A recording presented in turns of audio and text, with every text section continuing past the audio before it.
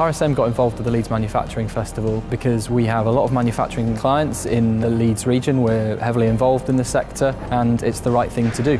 For us it's about futures, it's about talent pipelining. So if we're talking to young people now and the influencers around those young people, it makes sense to be involved and share a few of the contacts and a bit of the love.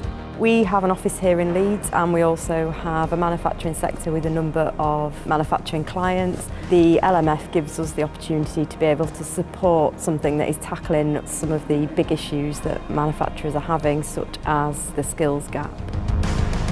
This is a fantastic opportunity for the college. We know manufacturing is a huge growth and it's an area that we need to service, and we need to make sure that the youth of today are trained to get them ready for the new opportunities that are available in the Leeds city area.